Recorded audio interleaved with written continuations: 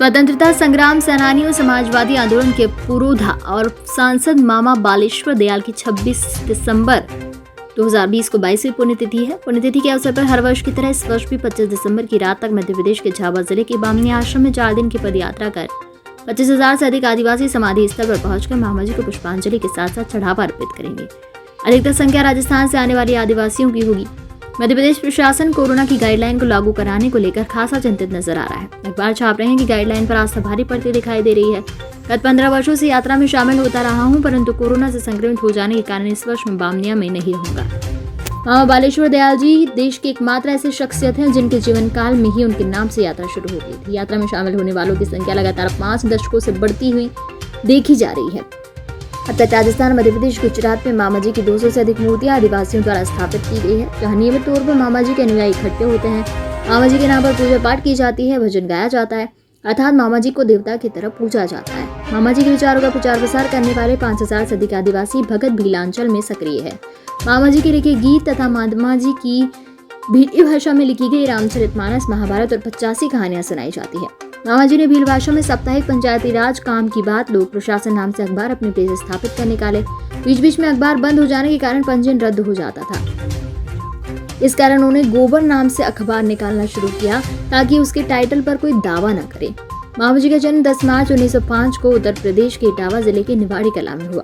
पढ़ाई के दौरान ही वो स्वतंत्रता आंदोलन से जुड़ गए। वो हॉकी के अच्छे खिलाड़ी थे। मामा जी ने सबसे पहले नौकरी ग्वालियर में कोऑपरेटिव इंस्पेक्टर की थी, लेकिन खदर और गांधी टोपी पहनने के कारण उन्हें नौकरी से निकाल दिया गया। इसके बाद उन्होंने खाचरौद, उज्जैन में नौकरी की। गांधी जी के आंदोलन से प्रभावित होकर उन्होंने भगवान सत्यनारायण की कथा में दलित व्यक्ति से प्रसाद बंटवाया, जिसके चलते उन्हें नौकरी से हाथ धोना पड़ा। मामा जी ने 1937 में डूंगर विद्यापीठ भील आश्रम की स्थापना बामनिया में की तथा पहली वनवासी महिला चतुराबाई को शिक्षित किया।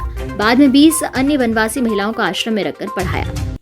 मामा जी के विद्यापीठ में 200 छात्राएं शिक्षा ग्रहण करती थी, तब आश्रम में ही निवास करती थी। मामा जी स्वयं अन्य शिक्षकों के साथ खाना बनाने से लेकर पतंग उड़ाने और गुल्ली डंडा खेलना सिखाया करती थी। मामा जी डॉक्टर लोहिया से प्रभावित होकर 1948 में सोशलिस्ट पार्टी में शामिल हुए। 1961 में लंबे समय के लिए सोशलिस्ट पार्टी के राष्ट्रीय अध्यक्ष चुने गए। 1977 में राज्यसभा के सदस्य चुने गए। 1990 में वीपी सिंह मामा जी को पुनः राज्यसभा भेजना चाहते थे, परंतु वो तैयार नहीं हुए। 1952 में जब पहली बार आम चुनाव में मामा जी ने घोषणा की कि आदिवासी लड़की का राज नहीं तो हमारा नाम भी बालेश्वर दयाल नहीं, उन्होंने यशोदाबेन को बांसवाड़ा, राजस्थान, अमझेरा निवासी जमुना देवी को झाबुआ से चुनाव जिताया। बाद में 15 से अधिक विधायक और सांसद मामा जी का नाम लेकर चुनाव जीते।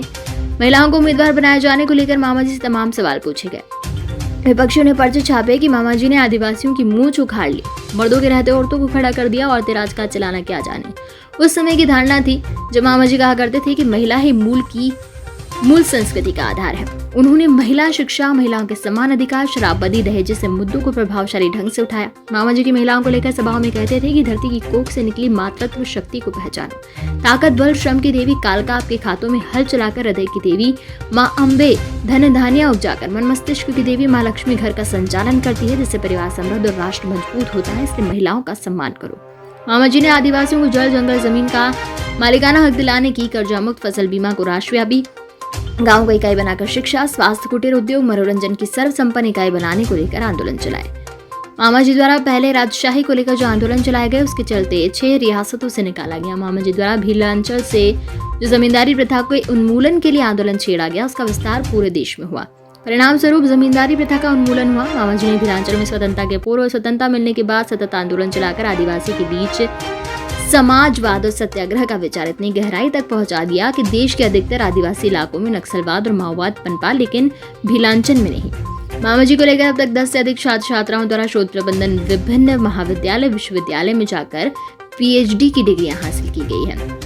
मामा जी कहते थे, अपना सपना तय करो, दृढ़ संकल्प को, सपनों को हकीकत में बदलो, अपना संगठन बनाओ। मामा जी का कहना था, गैर कांग्रेस की जो सरकारें बनी वो गांधी, लोहिया, जयप्रकाश की देन थी, लेकिन ये इसलिए नहीं चल पाई क्योंकि पार्टी के संगठन का सरकार पर मजबूत नियंत्रण नहीं था। मामा जी जनता दल का बिखराव होने के बाद राजनीति से अलग हो गए, लेकिन वो समाजवादी विचार की पार्टियों का समर्थन करते थे। मामा जी समाजवादी एकजुटता और हिमायती थे। वे बीमारी के दिनों में भी सुरेंद्र मोहन जी और जॉर्ज फर्नांडिस को समाजवादी एकजुटता को लेकर पत्र लिखा करते थे। मामा जी का सपना था बामनिया में आयुर्वेदिक चिकित्सालय बने जिसमें आदिवासियों का निःशुल्क इलाज हो। मामा जी की पहल पर क्षेत्र की 250 जड़ी बूटियों की पहचान हुई। भील आश्रम अब तक सरकार की उपेक्षा का शिकार रहा। बामनिया का नाम मामा बालेश्वर दयाल नगर कराने, मामा जी झाबुआ कलेक्टर में मूर्ति लगाने, मामा जी के स्मारक निर्माण को लेकर मामा जी को भारत रत्न देने का मुद्दा हर 25 को अनुयायियों द्वारा उठाया जाता है, लेकिन स्थिति यथावत बनी हुई है।